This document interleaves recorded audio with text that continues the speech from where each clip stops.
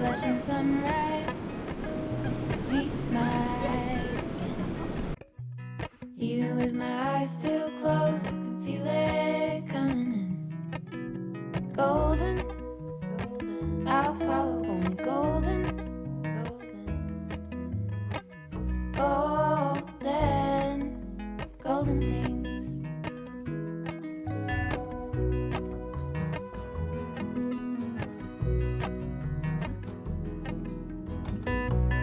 Mountain laurel high fives for miles in spring. Rainbow trout and a hummingbird wing. Golden, I'll follow only golden, golden, golden things. Gold hair, gold rings, gold leaves, gold anything, golden. Hello and welcome to our band. Hello. Just the lights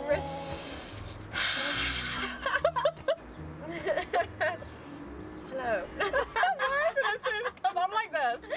It's a microphone. It's our audition for American Idol.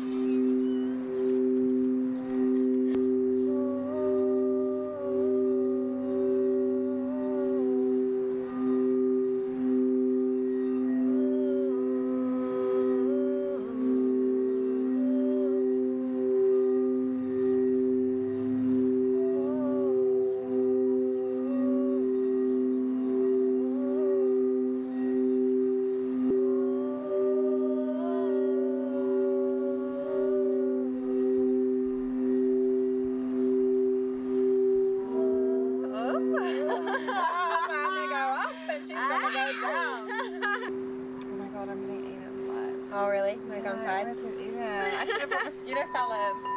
I never get eaten, so whenever the mosquitoes are out, I never know. Oh. Everyone else is like, ah, and I'm just like, yeah. Oh, damn it. Why am I so delicious?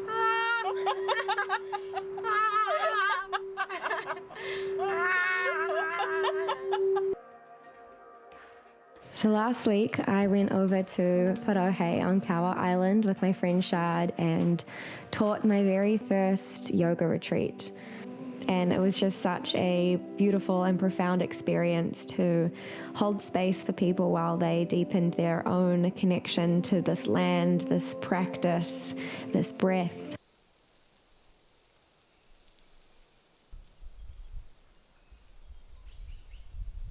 And throughout the weekend as well, I noticed myself really gently unfolding and unfurling into this role of yoga teacher.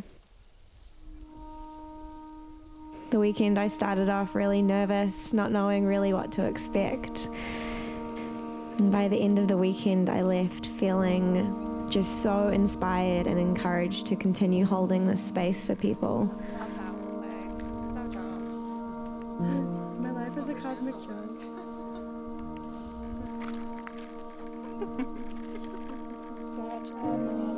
Oh my god, it's so I'm just so smiley. And stepping into this role of teacher is something that I have always been a little bit apprehensive about, not really knowing if I had anything of value to share or if I had the proper means of sharing it. And just generally feeling this sense of imposter syndrome of just not feeling like I am a good enough teacher yet, that I don't have all of the answers yet, and allowing that to hold me back. But after this experience, I have just truly seen how beautiful it is to constantly learn from each other, and how even if you don't feel like you have anything to give, you actually have so much more to give than you could possibly imagine. And to be able to share the things that you are ready to share and to teach the lessons that you are ready to teach is enough.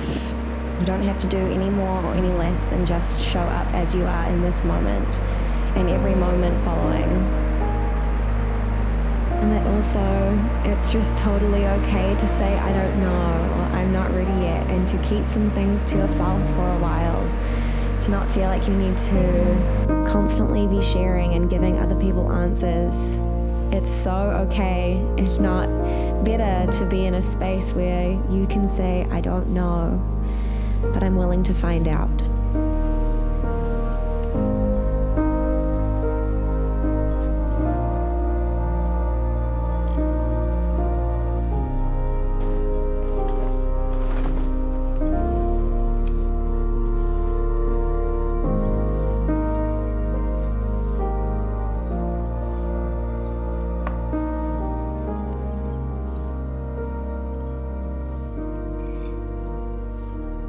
Some deep breaths in through the nose and out through the mouth.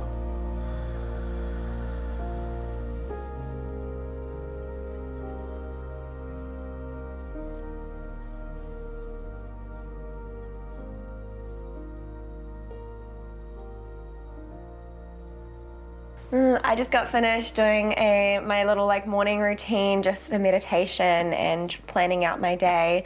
I actually have been practicing meditation every single day for about 130 days, except one. I skipped my first day when I was away on my retreat just because I was just so, I don't know, I was just so immersed in the environment. I just totally forgot. I just totally forgot. And that being said, I feel like I did actually do a meditation. It was just not on my Headspace app, which is the app that I usually use for my meditation. So I lost my run streak, which was just another beautiful practice of non-attachment, because I was like, it's fine, let it go. I think I had in my head that I would do 365 days on there. But I lost it and it went back to 1. It's just been such a beautiful practice every single day, and I'm just getting straight back into it. It's become such a part of my routine now, and I really just feel like it sinks me into the state of the witness, makes me just so much more present. If I just start my morning with absolute presence and connecting in, trying not to go on my phone before I do, just taking those first few moments of the day to just really connect into my own energy, into my own space. And then it just feels like the rest of the day I can tap into that more accessibly. You'll also notice when I meditate that I sometimes like to incorporate mudras in. So most commonly chin mudra, you'll see me in this quite a lot. This is meant to be the gesture of consciousness. So the bringing together of index finger and thumb is meant to represent bringing together of body and spirit, and just connectedness of all things. So this just really drops me into a state of consciousness, of pure being, really allowing me to take the seat of the witness anytime that I really need to just bring a bit more presence and life force. That's what I usually bring in. Another one that I really like is Jhana mudra, which it's just kind of a cupping of the hands and then connecting the thumbs. I usually place that down in my sacrum. And this is a amazing mudra for self-inquiry, for seeking answers. It also makes me feel really grounded. Any questions and you need to just kind of sit with yourself and allow the answers to come. This is a great mudra for that. Another one that I occasionally will like to do is a yoni mudra. So you just interlace the 3 bottom fingers, take your index finger and thumb to connect, and then just place that down in your sacrum next to your yoni. And this is just really great for just really tapping into and channeling that divine feminine energy. Can be used both for men and women. Just anytime you feel like you need to connect in with that feminine side, Yoni mudra is a great one to come to. And there's so many mudras. Essentially a mudra is just like a seal, and there's so many different ones for different purposes that you can use. Another one here, Anjali mudra. Beautiful, beautiful one. This is something that I go to very often after a yoga practice, giving thanks, showing gratitude. That interconnectedness, once again, brings me into a real deep state of presence and of witnessing and of being.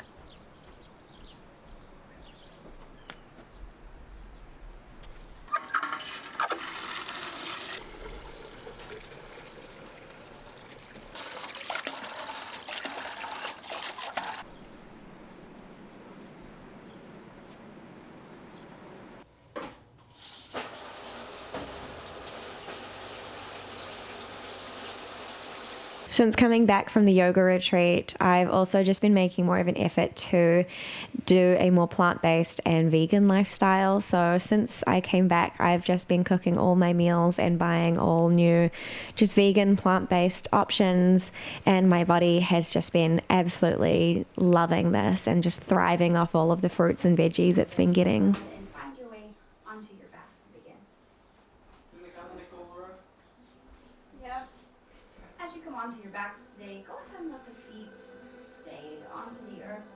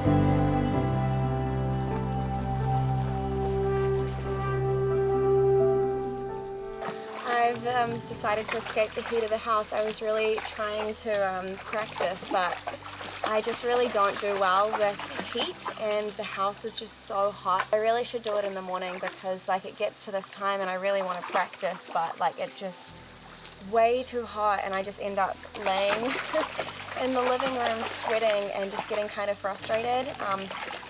Kind of something I'm working through is not being so triggered by the heat, but just it really gets me. I'm just like get really angry and hot-headed in really high temperatures, and our house gets quite muggy as well. I'm just going to be forcing myself to do this and probably being frustrated where I could just have gone for a bike ride, come down to the stream, gone for a walk and sat by the stream and had a really nice afternoon. We've escaped, we've come down to this beautiful track to sit by the stream and just get some shade, and I just feel so much better. I also just have noticed that today I've just been feeling extra easily irritated by things, extra frustrated. I think it's all relative around like work and finances at the moment, just because it's summer. This is usually my busy season with wedding photography, and it's just not the same as it used to be 3 years ago, 2-3 years ago. Weddings just keep on getting postponed, and I'm just at this point where I'm just starting to get a little bit frustrated by it all. I'm so much better at releasing it, and I'm not nearly as like upset or scared by it, but it's just like I just kind of wish that it would just be back to normal already, and I wouldn't have to just keep pushing weddings out, making me a lot of like healing financially to be able to get to that place where I have like just a trust that I'm going to be taken care of. And so I guess this is just another test of like just keep trusting, and you know, don't get too worried about it because it's all in motion, it's all happening. Just keep following your dharma, keep following your truth, and you know, the energy will follow, and money is just that, it's just energy. Pip's just having the best time swimming around. It's so nice. It's so nice to have her at a point where I can sit and do my own thing, and she can like not pester me. She can kind of go off and explore on her own. Yeah. Oh, you're very wet. No, I was just saying how good you were. Go get a stick. Me just saying how good she's being, and then she comes and like tries to jump on me. I'm just going to sit and enjoy some beautiful earth medicine. Just like, whoa, dude. You're making a hell of a lot of a noise, Pip. What are you doing? Oh my god. Whoa. My crazy dog. Pip's just destroying any and every palm frond she can find right now. Oh, oi, oi.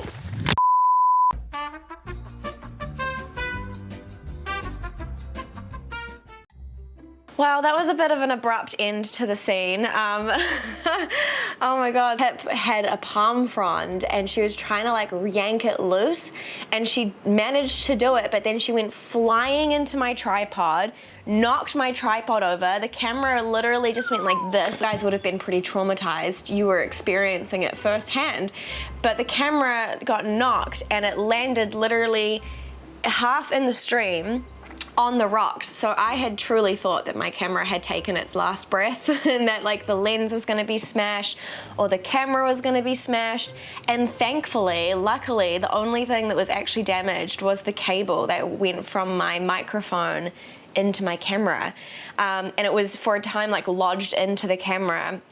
But I called Daniel, got him to come and pick up Pip because I was just like a little bit emotional. I thought like my camera was broken. I was just like, why, cruel world?